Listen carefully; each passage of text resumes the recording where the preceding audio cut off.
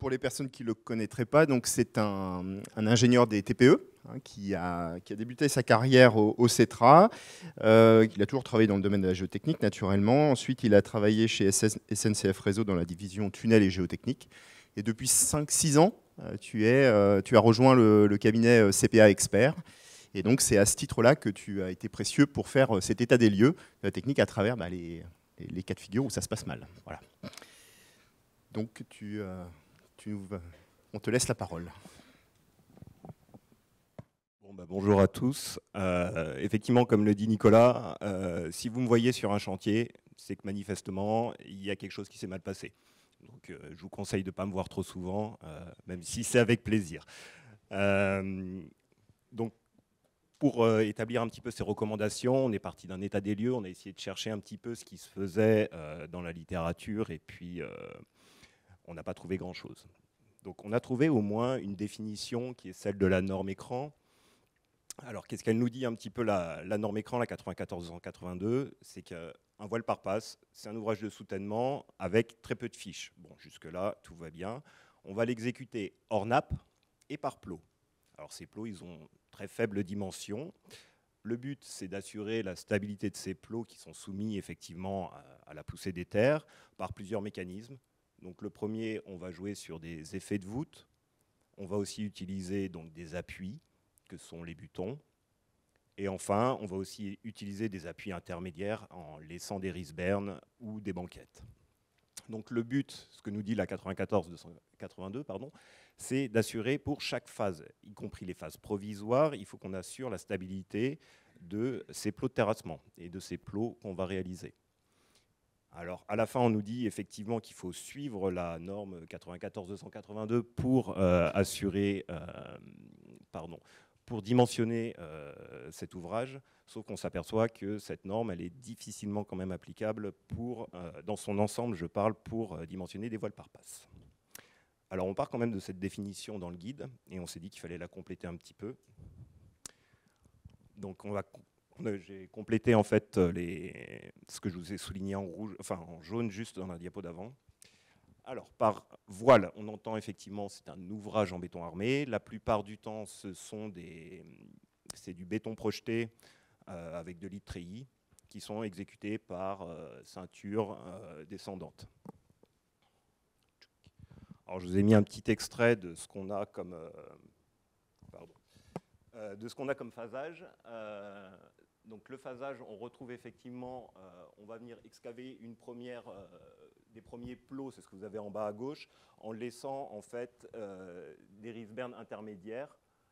Donc on va compléter comme ça sur toute la périphérie du chantier ces plots et une fois qu'on les a réalisés, on vient compléter les dents creuses qu'on a laissées pour former ce qu'on appelle une ceinture. Une fois qu'on a réalisé la première ceinture, en fait, on va venir excaver et passer sur la deuxième ceinture en dessous avec la même technique par un jeu de butons pour assurer la stabilité des différents plots. Alors, par fiche limitée, ce qu'on entend par fiche limitée, effectivement, la plupart du temps, c'est une bêche. La bêche, c'est quoi? C'est ni plus ni moins une semelle filante qu'on va retrouver sous les voiles par passe. Dans certains cas, on considère qu'une butée peut se développer sur ces ouvrages-là.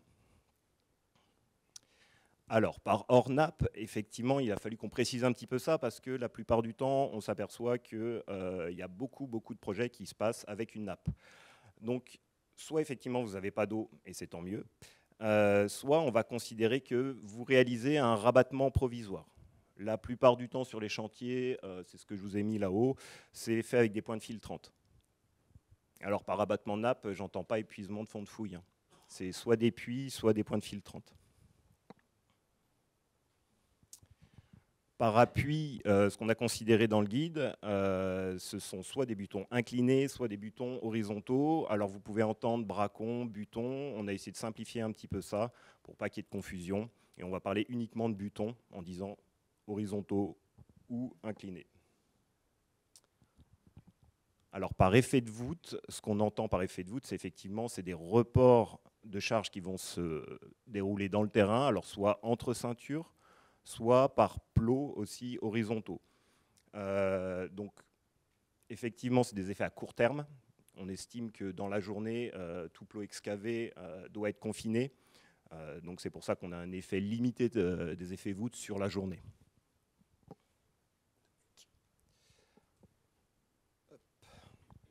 Alors par passe alternée, effectivement, on entend, c'est une technique de terrassement, donc on va ouvrir des plots de largeur limitée.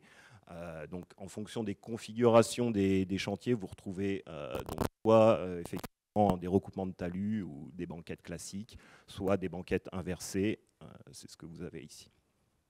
Puis je vous ai mis une petite photo aussi pour illustrer ça. Alors sur la photo, effectivement, la banquette, elle est un petit peu, on va dire, de taille réduite.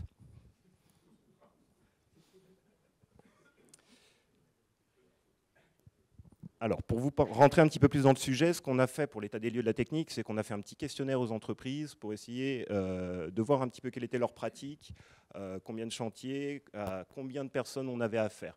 Donc, ce qu'on s'aperçoit, c'est que c'est effectivement une technique qui est apparue dans les années 70. Alors, on n'a pas beaucoup de bibliographie.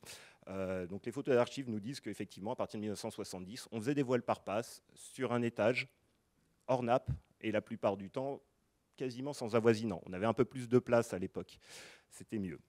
Donc on s'aperçoit qu'effectivement, depuis 50 ans, on n'a pas de référentiel sur cette technique, contrairement à d'autres soutènements qui sont très bien documentés. Donc on avait un besoin d'harmonisation quand même de la pratique. Donc de l'enquête ressort quoi? C'est qu'on a globalement sur la région parisienne une quinzaine d'entreprises qui font régulièrement du voile par passe, à peu près 50 chantiers dans l'année. Mais on s'aperçoit qu'effectivement, la technique se développe aussi dans d'autres villes. Je l'ai retrouvé à Rennes, à Marseille. Il y a eu des essais infructueux à Lyon. J'ai même eu des sinistres à Orléans. Donc voilà, c'est en train de vraiment prendre de l'ampleur, même si à la base, c'était uniquement sur la région parisienne. Donc le chantier moyen en région parisienne, c'est à peu près 1000 mètres carrés, généralement 2 niveaux de sous-sol sous des bâtiments. Avec un budget moyen, effectivement, c'est 200-250 000 euros. Globalement, c'est entre 200 et 250 euros du mètre carré vendu, on va dire, le voile par passe. Donc aujourd'hui, on s'aperçoit que pour nos chantiers, ce qui est une constante, c'est qu'on a beaucoup moins de place et que du coup, on a des avoisinants. Donc les avoisinants, c'est quoi? C'est des bâtiments en plus ou moins bon état. Les réseaux, effectivement, réseau d'eau, réseau de gaz, et puis des voiries. Donc ça, on le retrouve vraiment quasiment tout le temps. Avant, effectivement, je vous ai dit, on n'avait pas de nappe. Souvent, on n'avait pas de nappe. Et maintenant, de plus en plus, on retrouve des chantiers avec la présence d'une nappe, au moins sur une bonne partie de la fouille. Donc, après cette enquête, ce qu'on a fait, en fait, c'est qu'on a essayé d'analyser une cinquantaine de sinistres. Donc, depuis, j'en ai implémenté d'autres, mais ça vient conforter un petit peu les résultats qu'on a eus, histoire d'essayer de regarder, de comprendre un petit peu les pathologies, de comprendre les mécanismes et qu'est-ce qui ressortait de manière plus récurrente. Tout ça pour essayer d'adapter un petit peu les recommandations. Donc, contrairement à d'autres soutènements, des berlinoises, des parois moulées, on a une sinistralité qui est quand même assez importante sur les voiles par passe. À l'année, je pense que dans le cabinet, on traite à peu près 10 dossiers de voiles par passe, avec tous les géotechniciens, à peu près une dizaine. Bon, ils ne sont pas tous la même ampleur. Globalement, ce qu'il faut que vous sachiez, c'est que le ticket d'entrée d'un sinistre de voile par passe, c'est à peu près 100 000 euros. Et le coût moyen qu'on a eu sur nos 50 dossiers, c'est 500 000 euros.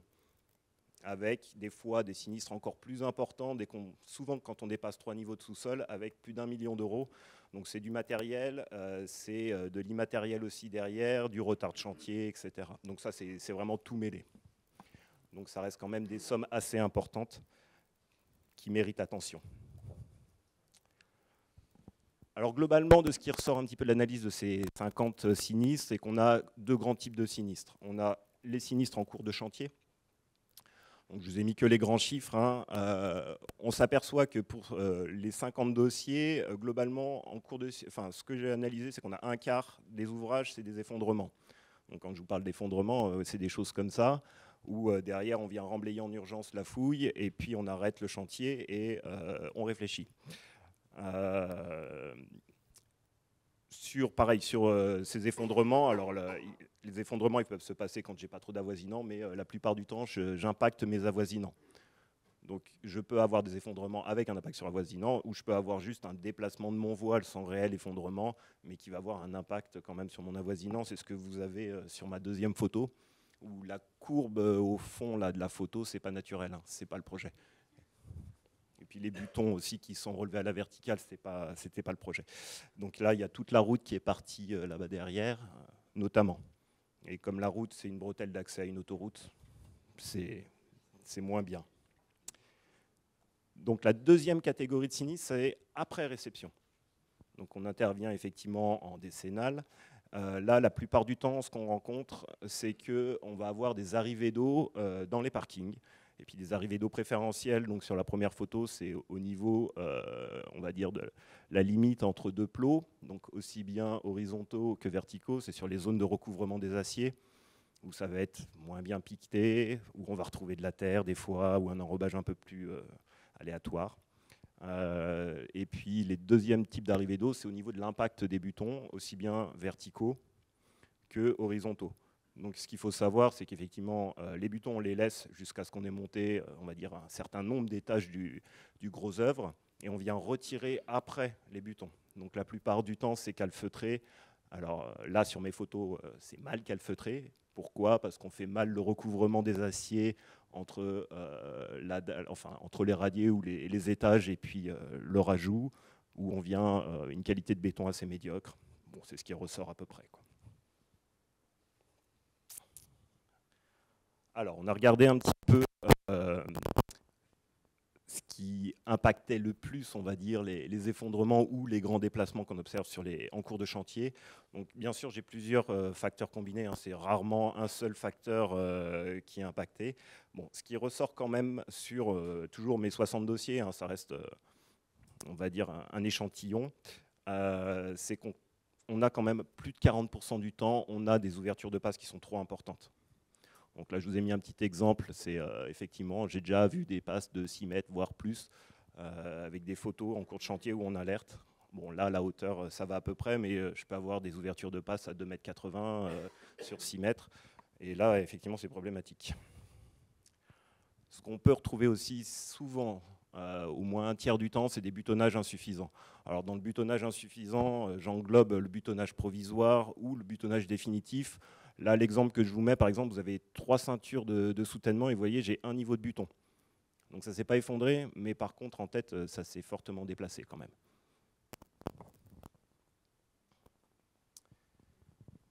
Alors après, ce qu'on va retrouver, effectivement, c'est des problématiques sur le dimensionnement des semelles provisoires ou des semelles définitives des butons. Des dimensions trop courtes, pas adaptées. En fait, ce qu'on s'aperçoit, c'est que pour les semelles provisoires, on est limité en termes de tonnage. C'est une pelle qui va déplacer votre semelle pour la mettre en place. Donc on ne peut pas non plus avoir des semelles de 4 par 4 qui vont être déplacées avec une pelle. Ce que j'ai voulu vous illustrer un petit peu en bas, donc c'est un fond de fouille dans les argiles vertes. Effectivement, si je le laisse à l'eau ouvert, je vais avoir quelques petits problèmes d'altération des caractéristiques de mon fond de fouille. Et souvent, ce qu'on peut retrouver, c'est que les semelles de buton, elles glissent au bout d'un moment. C'est-à-dire que tout va bien, mais manque de peau, mon chantier, c'était l'hiver. Je me retrouve avec quelque chose qui est mal géré en fond de fouille, on va dire. Et je vais avoir des semelles de buton, effectivement, qui vont glisser. Puis une autre problématique qui va avec la présence de nappes sur chantier, c'est que je vais avoir des voiles qui vont casser parce que je vais avoir une poussée hydrostatique qui n'avait été pas prise en compte en phase provisoire, parce que la phase provisoire prenait en compte en fait un rabattement, sauf que par exemple ce rabattement, je l'ai mis en œuvre ou pas, ou je l'ai mis en œuvre trop tard, ou je n'ai pas attendu, ou il est défaillant, et du coup j'ai un excès de poussée qui vient m'ouvrir mon voile et avec toutes les conséquences qu'on a derrière. Donc ces recommandations, effectivement, on les adresse, comme l'a dit Pascal, à tous les acteurs de la construction. Donc les géotechniciens, si vous êtes tous là, maîtres d'œuvre, contrôleurs techniques et les maîtres d'ouvrage. Alors je ne sais pas s'il y en a dans la salle. C'est pas grave, je les inviterai à lire ça quand je les rencontrerai sur les expertises. Bon, ça donnera des notions, c'est pas grave. Le but, effectivement, c'est d'harmoniser les pratiques, c'est de commencer à parler un petit peu le même langage entre le gros œuvre, le bureau d'études structure qui fait le calcul, le géotechnicien, les géotechniciens, essayer de comprendre et d'avoir des références communes pour, je ne vous dis pas que du jour au lendemain, on va révolutionner la technique, mais au moins, on a lancé un premier pavé qui va nous permettre de parler le même langage. Le but, pour moi, c'est d'éviter des solutions qui sont quand même hautement périlleuses. Donc ça, c'est un logement où il y avait des gens dedans, hein. C'est-à-dire que ça commence à se déformer. On a dit qu'il faut remblayer en urgence. Ils n'ont rien fait. On en est venu à démolir. Enfin, c'est même pas démolir. C'est la maison, elle est tombée dans la fouille. Donc c'est des situations dramatiques. Il y a des gens dans ces habitations et on en arrive à là. Après, plus récemment, le but aussi de ces recommandations, c'est d'éviter. Ça, c'est un petit peu plus récent. Mais ce que vous voyez là, c'est une fouille qui a été remblayée entièrement. 95% du chantier de voile par passe, il est fini. On remblaye entièrement la fouille. Et après, on réfléchit. Donc là, je ne vous dis pas, on prend 6 mois, 1 an de retard, quoi. Donc voilà, pour finir, si vous voulez éviter de me voir trop souvent, je vous invite à lire ces recommandations et puis éviter ces sinistres.